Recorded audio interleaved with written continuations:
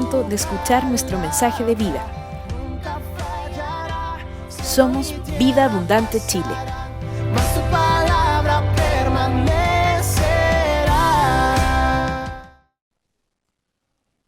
Ok, buenas tardes. Bienvenidos a todos. Hay muchos que ya regresaron de vacaciones. Se terminaron las vacaciones, ¿no es cierto?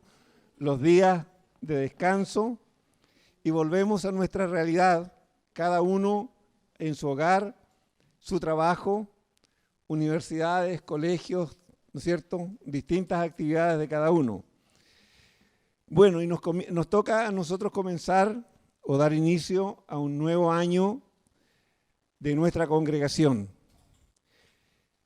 Todos sabemos ya por lo que pasamos durante el año que terminó.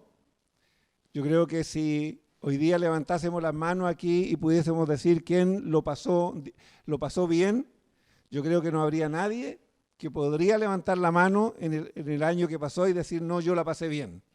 Yo creo que fue un año muy crítico, muy duro, muy difícil, pero a la vez de mucho aprendizaje. La palabra del Señor dice que a los que aman a Dios, algunas cosas le ayudan a bien, ¿verdad? Todas, perfecto, nos quedamos con eso entonces. O sea, todo lo que usted y yo vivimos el año pasado, aunque nosotros lo encasillemos como cosas negativas, porque es el análisis humano que nosotros hacemos, nosotros más bien tenemos la tendencia de quejarnos y de ver todo negativo.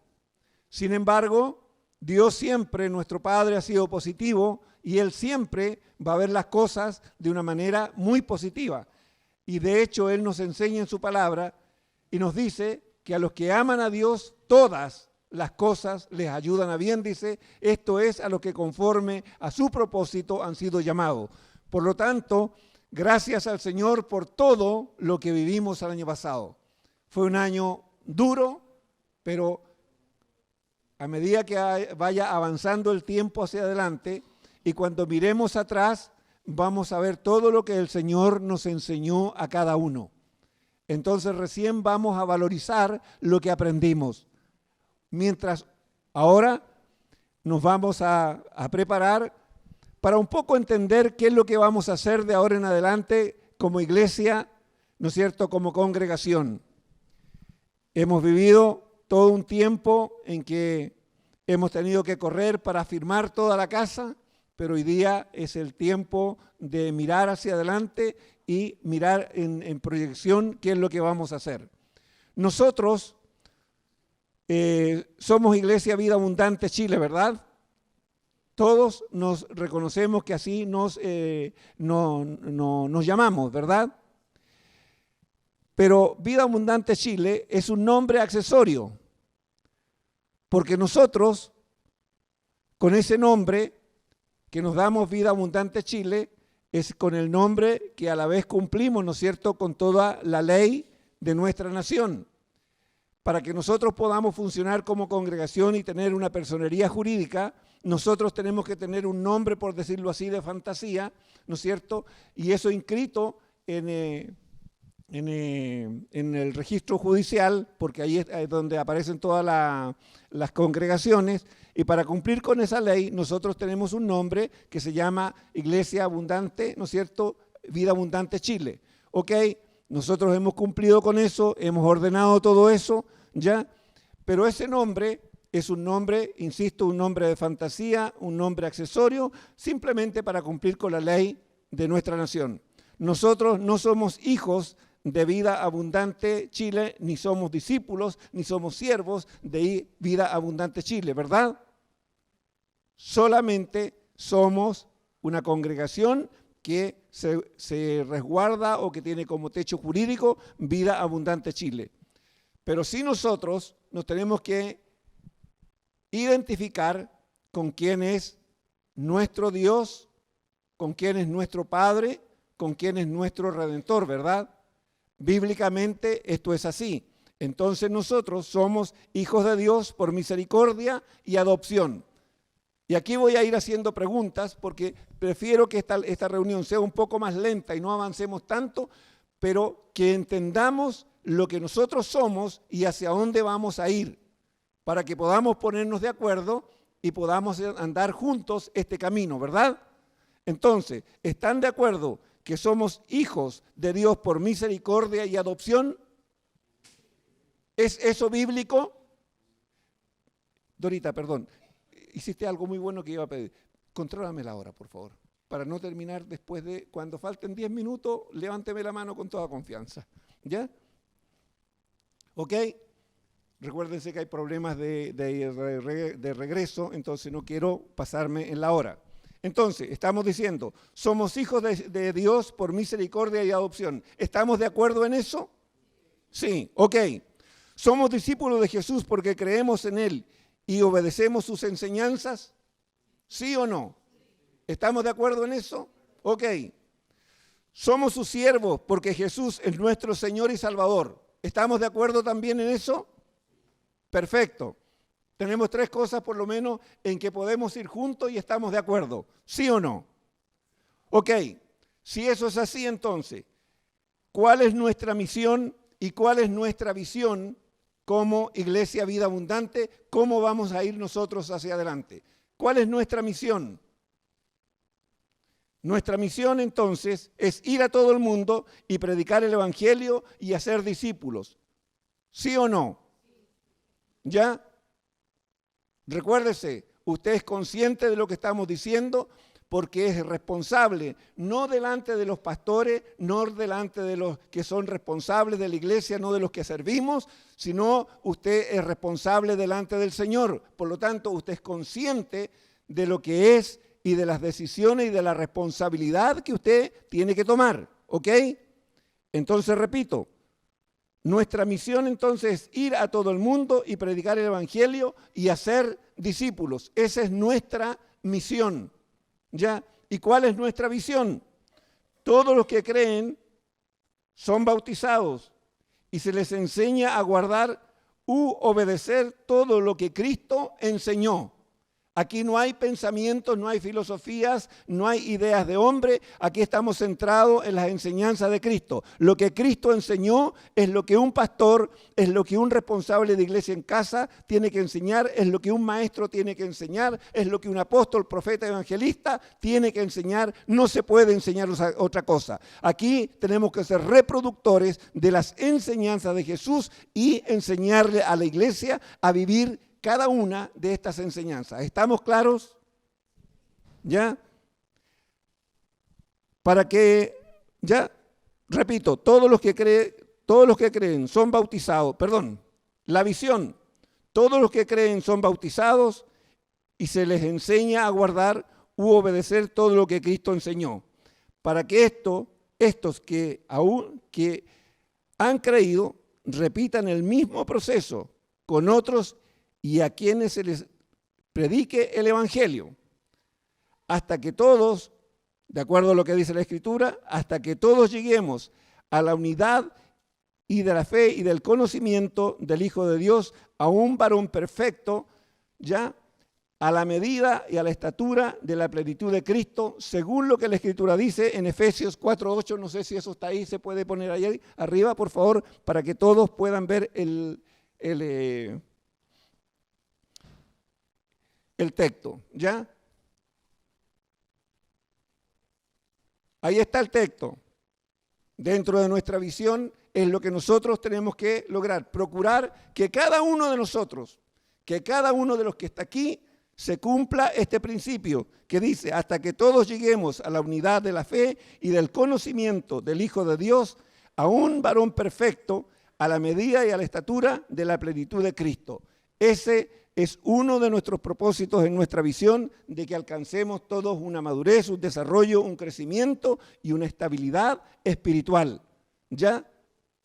¿Para qué? Porque esto va a hacer que dejemos de ser niños fluctuantes, que dejemos de ser niños llenos de dudas, niños que somos llevados por distintas corrientes de doctrina, por pensamientos, por religiones, por filosofías y aún por políticas. ¿Ya? Si nosotros apuntamos a buscar esta madurez que la Escritura nos dice, nosotros vamos a llegar a ser cristianos, en verdad cristianos estables, una congregación estable, hombres y mujeres maduros, hombres y mujeres que pueden predicar el Evangelio y que pueden enseñar a otros, que pueden formar a otros y llevarlos a esa madurez y así provocar, ¿no es cierto?, una cadena de desarrollo en cada uno de nosotros y poder cumplir luego con lo que vamos a seguir desarrollando. La gran pregunta es, ¿dónde comenzamos a hacer esto? ¿No es cierto? Porque tenemos la misión, tenemos la visión. ¿Dónde comenzamos? ¿Dónde cree usted que comenzamos a hacer todo esto? ¿Ya? En nuestras casas. ¿Cuántos están de acuerdo con eso? Que este principio lo comenzamos a cumplir en nuestra propia casa, en nuestras oficinas, en nuestros talleres, industrias, colegios, institutos, universidades, calles, plazas, en toda la nación, hasta lo último de la tierra. ¿Cómo está el desafío? Porque este es un desafío para todos nosotros. Si esta es nuestra visión, si entendemos cuál es nuestra misión, que es ir y predicar el Evangelio y hacer discípulos, nuestra visión es esta.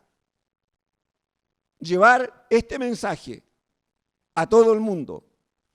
La Escritura dice que tenemos que comenzar en Jerusalén. ¿Cuál es nuestra Jerusalén? Nuestra casa. Dice Judea, nuestra nación, Samaria, los desechados y hasta lo último de la tierra. O sea, ¿quién queda afuera? ¿A quién no se le puede predicar el Evangelio? A todos, no queda ninguno fuera. El tema es, ¿a dónde lo llamó el Señor a usted? ¿Lo llamó a quedarse en Jerusalén, que sería su ciudad y su casa? ¿Lo llamó el Señor a ir a Judea? Toda la nación. ¿Lo llamó el Señor a usted a ir a Samaria? A los desechados, aquellos que eran mal mirados, aquellos que no eran considerados. ¿A dónde lo llamó el Señor a usted a trabajar? Porque esto nos lleva a nosotros a asumir una responsabilidad. ¿Dónde yo tengo que trabajar? Recuérdese, hemos dicho que somos hijos, que somos discípulos y que somos siervos. Esos tres roles son indivisibles en la vida de un creyente. En un momento, usted es hijo, donde el Padre va a recibir el amor del Padre, los cuidados, la provisión, todo lo que usted en el momento necesite. Pero en otro momento va a estar siendo el aprendiz, como el discípulo, que el Señor va a estarle enseñando, a lo mejor le va a estar corrigiendo, al igual que en la condición de hijo. El Señor le va a estar instruyendo, pero usted es un discípulo que está aprendiendo. Y en otro momento, a lo mejor del día, el Señor le está diciendo, levántate y sírveme. Y aunque usted diga es que yo estuve todo el día en el campo trabajando, y ya sea la hora que según usted estima que es la hora de su descanso, el Señor le va a decir, cíñete y sírveme. Y después que haya comido y bebido yo, entonces come y bebe tú. Entonces el siervo está primero o está al final.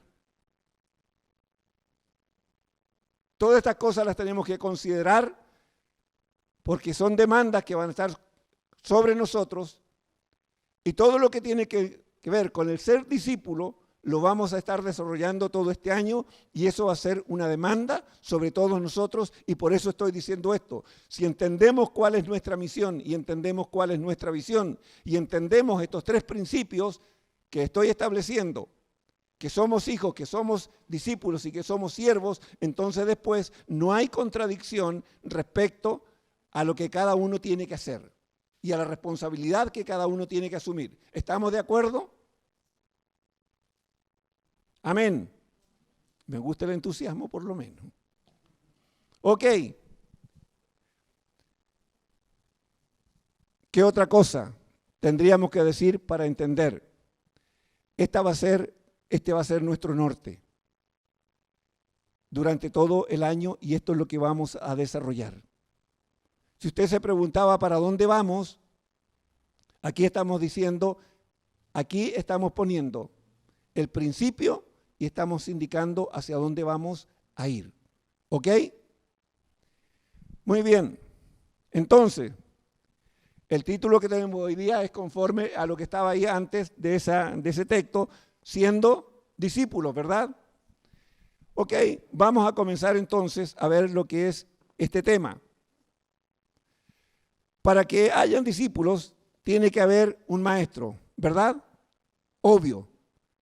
Nadie puede ser discípulo de alguien si no hay un maestro primero. Entonces, si yo quiero ser discípulo de alguien y digo que soy discípulo, delante de mí tiene que haber un maestro. Ok. Pregunta, ¿cuál es la labor de un maestro? ¿Qué creen ustedes que tiene que hacer un maestro? Hoy día nosotros estamos muy asociados al conocimiento o a la mentalidad del profesor. ¿Un profesor es igual que un maestro? ¿Cuál sería la diferencia del profesor y del maestro? Cosas básicas, ¿verdad? Que a veces no nos preguntamos, no nos cuestionamos, pero que es importante tenerlas en cuenta. Yo sé que aquí hay profesores, por favor, ningún profesor se me achaque por lo que voy a decir, nadie se sienta mal. No es una crítica, pero es una realidad. Un profesor se dedica a enseñar una materia específica, ¿verdad? Y enseña aquella materia específica en la cual él se preparó. Un maestro, en cambio, es un formador de vida. Él se involucra en toda la vida de su discípulo. No hay ningún aspecto que él deje afuera. Toca todos los aspectos de la vida de ese discípulo. El maestro solo el ramo específico o los ramos específicos que él enseña. ¿Ok? Entonces, el maestro, lo que tiene que hacer un maestro es educar y guiar. ¿Ok? El maestro educa y guía a sus discípulos. Entonces, veamos qué es educar, cómo está definido. Esto no lo defino yo, me busqué esta definición y que me pareció la mejor definición. Es desarrollar las facultades intelectuales, esto es lo que hace un maestro, es desarrollar las facultades intelectuales, espirituales, morales y afectivas de una persona, de acuerdo con la cultura y con las normas de convivencia de la nación a la que pertenece. ¿Queda claro? Entonces, un discípulo de Jesús debe ser formado, si esto es así, debe ser formado en todo lo anteriormente dicho, de acuerdo a los principios del reino de Dios, porque es miembro de este pueblo y sociedad. ¿Ok? Entonces, ¿en qué usted va a ser formado si es un discípulo del maestro? ¿Quién es su maestro? Jesús. Entonces, ¿bajo qué principios Jesús lo va a formar? Bajo los principios del reino de Dios. Aquí no corren las religiones, no corren las filosofías, ni las historias de las naciones. Todo lo que Jesús, nuestro Maestro, nos enseña está por sobre todo esto. ¿Ok? Entonces veamos qué dice Mateo 4, y por lo tanto se entiende que un discípulo entonces es uno que va a practicar y va a poner en práctica todos los conocimientos o toda la enseñanza que su maestro le entregue. ¿Ok? Veamos Mateo 4, 18 al 19.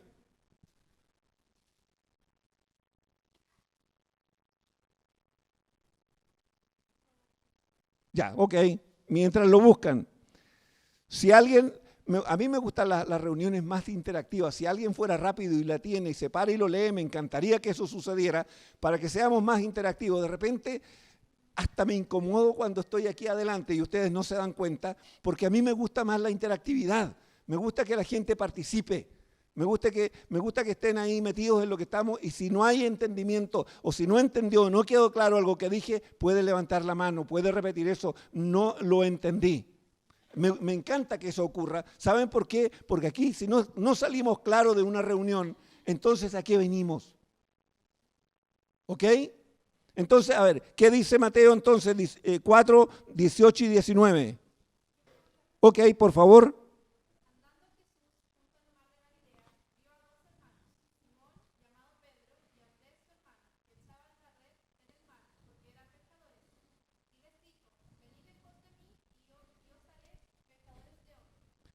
Fíjense, miren, este cuadro es extraordinario. Está Jesús caminando junto al mar de Galilea y se encuentra con estos pescadores. ¿Qué sabe hacer un pescador? Preguntémonos, ¿qué hace un pescador? Pescar, básico, ¿verdad? ¿Sabe remar? Sí, sabe remar. ¿Sabe reparar redes? Sí, sabe reparar redes. ¿Sabe hacer redes? Sí, sabe hacer redes. ¿Sabe conocer los movimientos del agua y del tiempo para salir a pescar? Sí lo sabe. Él sabe pescar y sabe vender peces, ¿sí o no? Entonces, fíjense toda la cultura, toda la enseñanza, todo el conocimiento que ese hombre tiene. Eso es lo que hace parte de su cultura, de lo que él es y de las capacidades que él tiene. Pero fíjense el desafío de Jesús. Estos hombres que tienen todas estas capacidades, Jesús los toma, los llama y les dice, vengan que yo los haré pescadores de hombres. Disculpen, primera vez que escucho este término. ¿Cómo? Yo estoy acostumbrado a remar, a meterme al mar, a reparar mi bote, a reparar las redes, a echar las redes, a sacar los peces, a llevarlos a la orilla, a vender peces. Pero tú, Jesús, me estás diciendo que me vas a hacer pescador de hombres. Disculpa, no entiendo nada. ¿Cómo se pescan hombres? ¿Me están siguiendo? ¿Me están entendiendo? Todo el cambio de mente que se tiene que producir, todo el cambio intelectual que se tiene que producir en este hombre para que él entienda. Y luego a partir de ahí, Jesús empieza a enseñar a estos hombres y a prepararlos durante 3 años para que estos hombres estén aptos para ser pescadores de hombres. Y un hombre simple, sencillo, común, de un lenguaje muy común.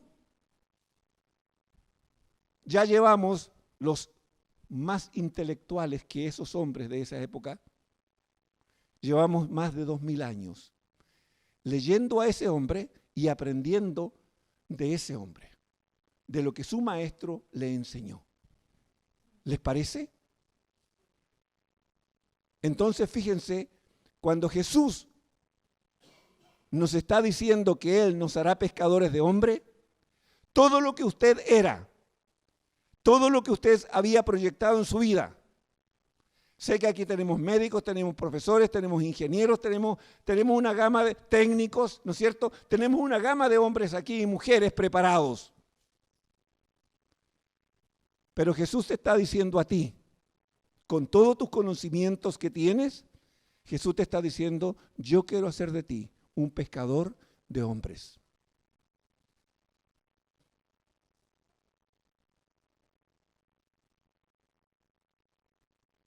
¿Entiendes eso? ¿Entiendes cómo Jesús lo quiere hacer?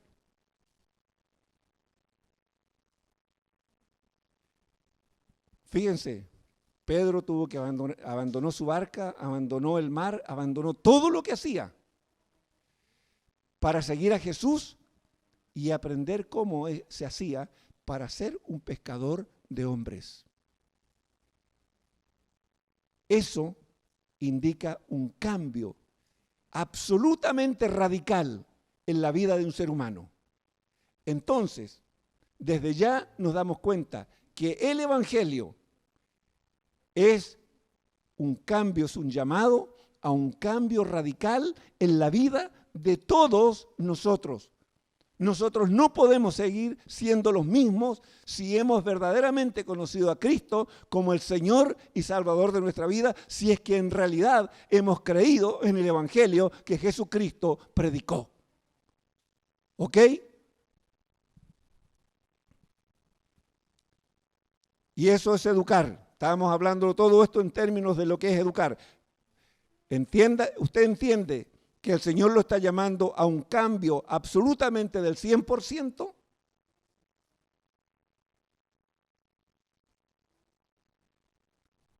A medida que vamos avanzando en el tema y vamos a ir desarrollando los temas de ser discípulo, usted se va a ir dando cuenta del precio que esto tiene para cada uno de nosotros. Ok, insisto, esto es educar. ¿Qué es guiar? Fíjense, un maestro dijimos que educa y guía. Ok, ¿y qué es guiar? Dice que es ir delante de alguien o junto a él para indicarle el camino a seguir o para conducirlo hacia un lugar determinado.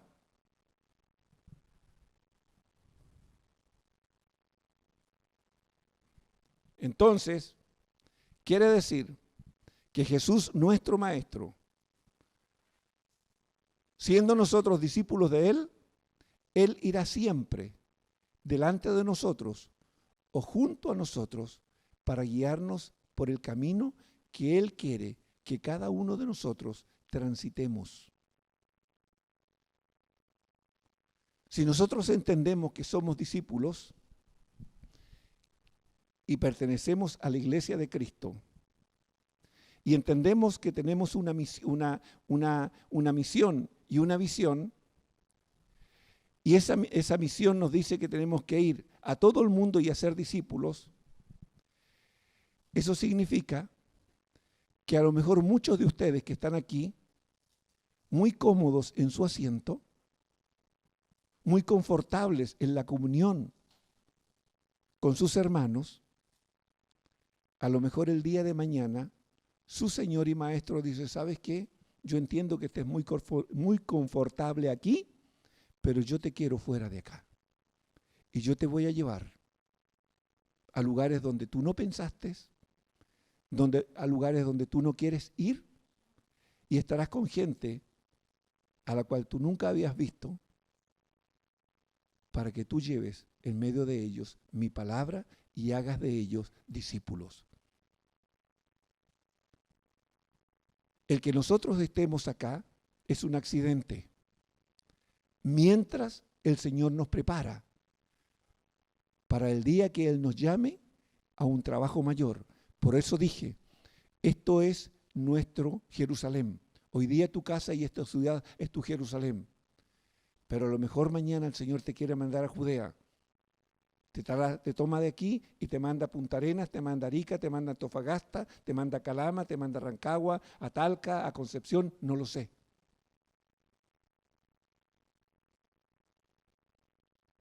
Formamos una congregación no para hacer 1,000, 100, 200, 500, 5,000, 10,000, para que estemos todos felices aquí en medio nuestro. Formamos discípulos y somos una congregación cristiana para prepararnos para que el Señor nos llame al trabajo que Él quiere, donde Él quiere y cuando Él quiera. Por lo tanto, mientras usted esté aquí, usted debe ser preparado para cuando el Señor lo llame y le entregue una responsabilidad mayor como hijo, como discípulo y como siervo. Jesús, en el gran mandamiento que vamos a estudiar, le dijo a sus discípulos, he aquí yo estoy con vosotros todos los días hasta el fin del mundo. Pero se lo dijo a aquellos que estuvieran yendo, que estuvieran haciendo los discípulos que Él había mandado. Y a esos el Señor los va a respaldar. Muchas veces hay críticas en la congregación, en las congregaciones, hacia, sobre todo los pastores, son el blanco de las críticas, Aquí no hay visión, hoy día la estamos dando. Aquí no pasa nada. Aquí no se mueve el poder de Dios. ¿Cuándo se va a empezar a mover el poder de Dios? ¿Cuándo se va a empezar a mover el Espíritu Santo en medio de la congregación? O en medio de las congregaciones, o en medio de la iglesia, si usted quiere. ¿Cuándo se comienza a mover? Cuando la iglesia empieza a predicar el Evangelio, cuando la iglesia empieza a hacer discípulos. Cuando usted empieza a predicar el Evangelio van a surgir necesidades. Y a usted le van a decir, ¿usted podría orar por mí? ¿Y qué va a decir usted? Esperen, ok, sí, nosotros los cristianos oramos, pero déjeme ir a buscar al pastor que es especialista en orar. ¿Eso va a ser usted? No, nosotros en nuestra congregación tenemos un profeta, así que déjeme, voy a buscar al profeta y vuelvo. El otro dice, no, en mi iglesia tenemos apóstoles, voy a ir a buscar al apóstol, él lo hace. O el maestro que nos enseña, porque él sabe. Si usted se lee el libro de los Hechos, no es lo que usted ve. Los discípulos van yendo y el Espíritu de Dios moviéndose con ellos, y allí los discípulos orando, predicando el Evangelio y orando, y Dios haciendo milagros, prodigios y señales. Entonces, ¿el Espíritu de Dios está en usted? Iglesia, ¿está en usted el Espíritu de Dios? Entonces usted puede orar por otros. Usted puede predicar el Evangelio. Puede orar por un inconverso. Puede orar por un enfermo. Puede orar por un canceroso. Mire, mientras nosotros nos quedemos callados, mientras nosotros no hagamos nada y no estemos cumpliendo con estos principios básicos que estoy exponiendo, no va a pasar nada, no porque en los pastores no pase nada, porque es en usted donde tiene que comenzar a pasar. Esta no es responsabilidad de este grupito, es responsabilidad de todos nosotros. Mire, cuando nosotros empezamos hace muchos años atrás a ver poder de Dios, yo no lo empecé a ver en los que guiaba la congregación. Aquí de las personas más antiguas que conozco y la más chica es la Dorita. A la Dorita la conozco como de así. Tenía como 4 o 5 añitos de haber tenido la Dorita cuando la conocí. Y en esos años nosotros orábamos. Y decíamos en la congregación, vamos a orar por los enfermos. Éramos algo de 400 en esa congregación. Y me acuerdo que se hacían 1, 2 y 3 filas. Y se ponían 3 personas o 4 personas acá, 2, 2 y 2, y nos poníamos a orar por los enfermos. Rara vez en estos grupos aquí habían pastores orando. Curioso. Habían discípulos, responsables de iglesias en casa, orando por estas personas enfermas.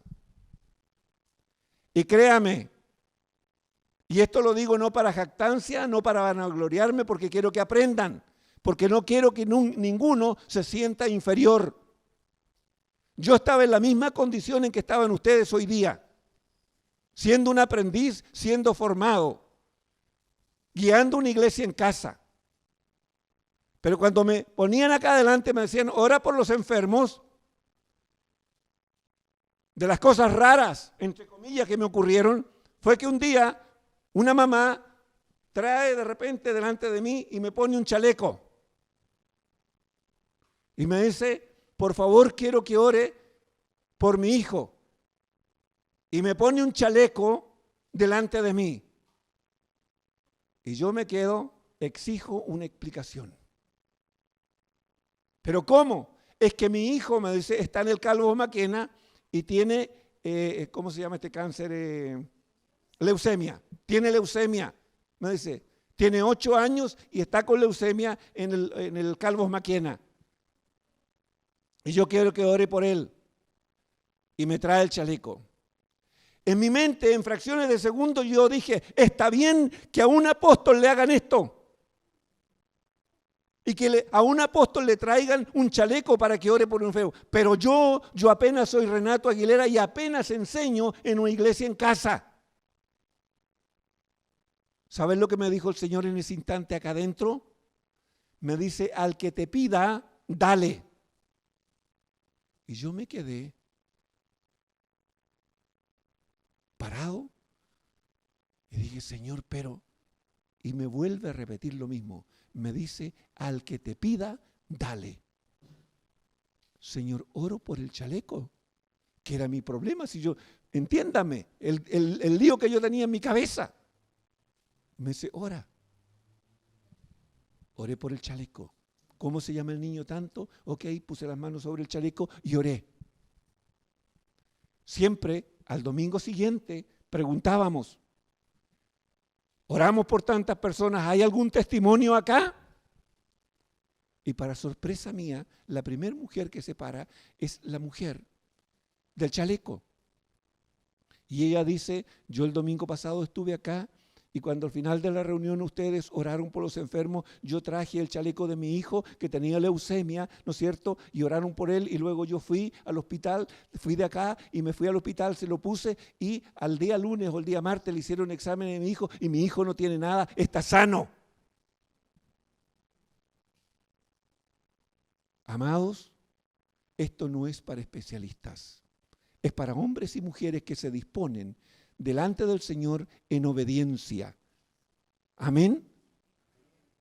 Entonces usted puede orar por enfermos, puede predicar el evangelio.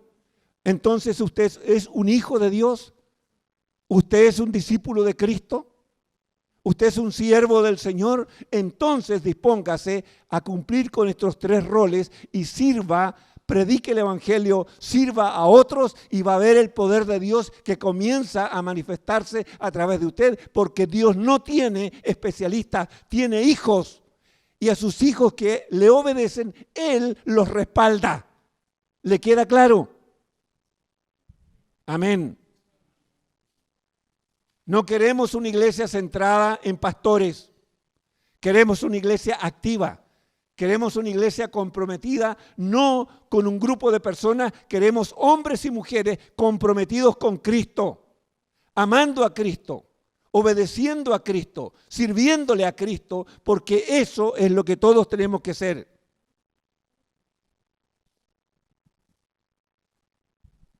Ok, me quedan 10 minutos. Voy a avanzar algunas cosas más. Expuestos estos conceptos básicos de educación y guiar, veamos cuál es la definición de discípulo. Y ahora nos empezamos a poner el chaleco nosotros. Si ya definimos lo que es un maestro, definimos nuestra visión y misión, definimos lo que la labor de un maestro, ahora definamos, ¿no es cierto?, la responsabilidad y lo que es ser un discípulo. Un discípulo es un aprendiz y seguidor de un maestro. ¿Queda claro eso? ¿De quién usted está aprendiendo? ¿Cuántos me están siguiendo a mí?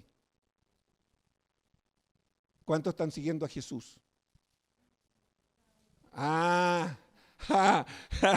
Ve que las preguntas, ve que hay que estar atento, porque si usted se va un poquito, se murió.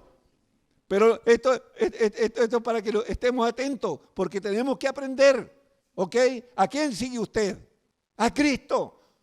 Cristo es nuestro centro. La iglesia sigue a Cristo.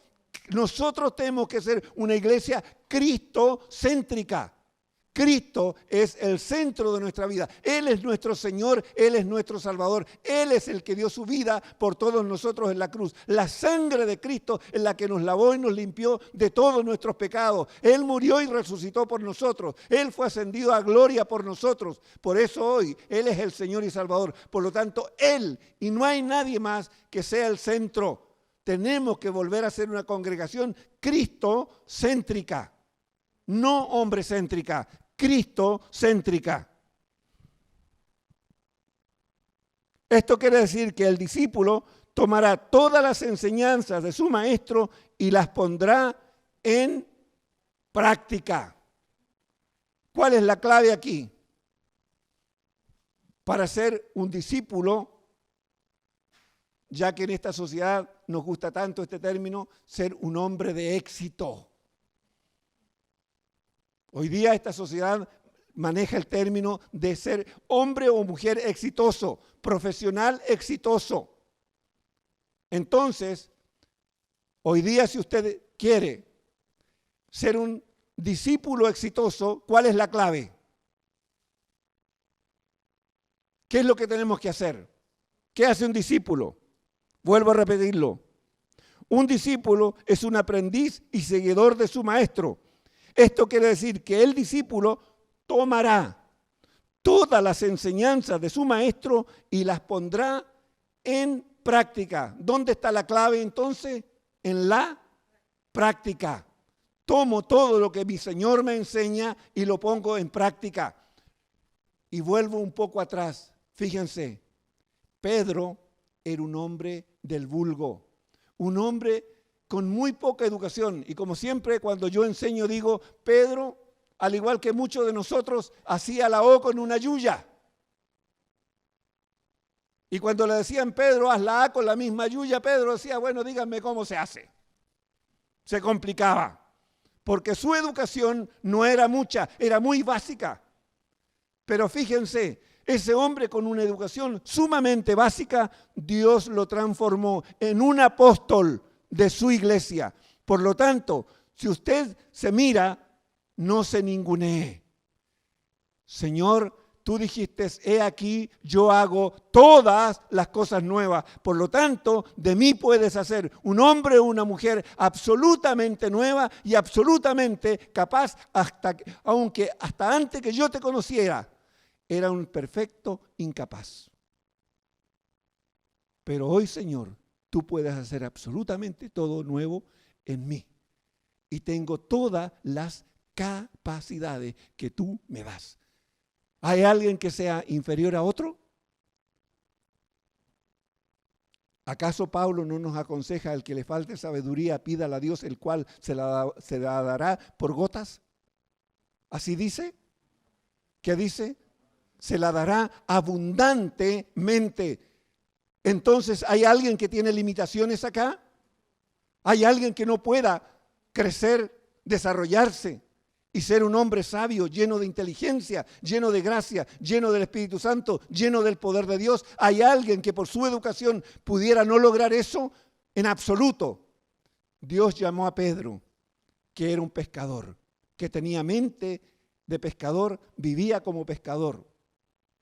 Y Dios lo transformó, el Señor lo transformó su mente, transformó su manera de pensar, su manera de vivir, y lo hizo pescador de hombre tal como lo es, y lo transformó en un apóstol. ¿Por qué el Señor no puede hacer lo mismo con usted? Estamos hablando de retos grandes, no de retos pequeños, amados. ¿Ok? ¿Cuánto me queda? Se murió el tiempo. Ok, perfecto. Ok, para no seguir y dejar a la mitad, hagamos una pausa. Me dijeron, creo que el tema no lo va a poder hacer en un solo domingo, lo va a tener que hacer en dos. Me van a tener que soportar el próximo domingo. Así que, amado, para no atrasar a nadie, sabiendo que no sabemos cómo está la situación de la locomoción afuera, lo dejamos hasta aquí. ¿Ok? Mediten en esto. Sé que está grabado, no sé cuándo lo van a subir, Rodrigo, pero apenas lo suban, yo les recomiendo, repasen todo esto, léanlo, vuélvanlo a repetir, porque, insisto, esto lo vamos a estar viendo durante mucho, mucho tiempo. Amén. Que el Señor les bendiga.